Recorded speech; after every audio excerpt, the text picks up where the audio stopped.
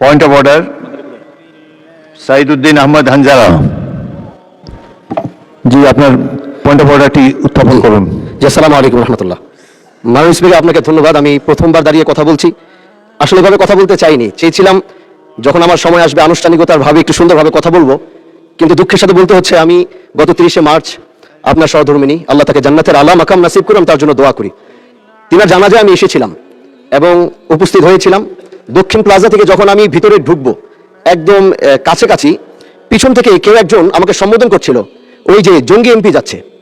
তো এই বিষয়টা আসলে এভাবে আসতো না। তো একটু পর থেকে সোশ্যাল মিডিয়াতে দেখলাম যে এই বিষয়ে খুব লেখালেখি এবং এই ভিডিওটা নিয়ে খুব আলোচনা চলছে, যেটি জাতীয় সংসদের একজন রানিং এমপিকে সংসদের কাছে যখন জঙ্গি বলে সম্বোধন করা হয়, আর এটার জন্য এই সংসদের মান ক্ষুণ্ণ হয়েছে আমি মনে করছি।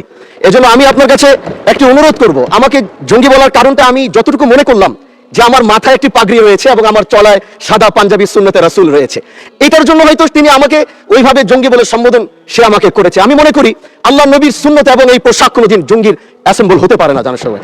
এই জন্য আমি আপনার কাছে একটি অনুরোধ করতে চাই, মাননীয় স্পিকার, আপনি সিসি ফুটেজ যেটি রয়েছে, আপনি যদি মাননীয় স্বরাষ্ট্র মন্ত্রী এবং সংসদের সার্জেন্ট অ্যাট আর্মসকে যদি আপনি একটু অনুরোধ করবেন বা তাদেরকে একটু নির্দেশ দিবেন যে কারা এই কাজটি করেছে।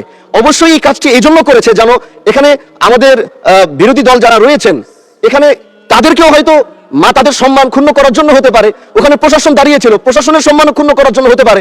এই জন্য আমি চাচ্ছিলাম একটি সঠিক তদন্ত যদি আপনার মাধ্যমে নির্দেশনা আসতো, তাহলে এই বিষয়টি ক্লিয়ার হতো। ধন্যবাদ।